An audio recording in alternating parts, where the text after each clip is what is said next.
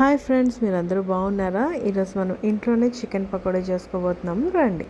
Chicken తీసుకుని దాంట్లో ఉప్పు కారం వేసుకుని దాంట్లో అల్లం వెల్లుల్లి పేస్ట్ వేసుకుందాం. ఇంకా ధనియాల పొడి కూడా వేసుకుని బాగా మిక్స్ చేసుకుందాం. దాంట్లో నిమ్మరసం పిండుకుందామండి.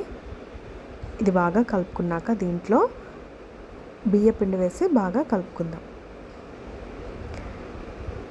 దీంట్లోనే జీడిపప్పు కూడా వేసి బాగా మిక్స్ చేసుకున్నామండి. ఇది భలే ఉంటుంది. ఇది బాగా కలుపుకున్నాక మనం ఫ్రై చేసుకుందాం.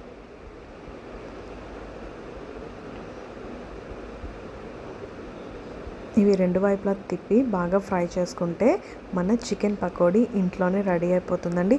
ఇది చాలా ఈజీ, చిటికలో అయిపోతుంది. మీరు తప్పకుండా ట్రై చేయండి. ఇప్పుడు ఫైనల్గా మనం కరివేపాకు ఇంకా గ్రీన్ చిల్లీస్ వేసి ఫ్రై చేసుకుందాం. ఇవి బాగా ఫ్రై అయిపోయాయి కదండి. ఇప్పుడు మనం ప్లేట్లో సర్వ్ చేసేసుకుందాం. అంతే, చిటికలో మన చికెన్ పకోడీ రెడీ అయిపోయింది. ఇంకా బయట నుంచి ఆర్డర్ చేయకుండా ఇంట్లోనే చేసేసుకుందాం. మరి ఇప్పటి వరకు మన ఛానల్ సబ్స్క్రైబ్ చేసుకోకపోతే వెంటనే చేసుకోండి.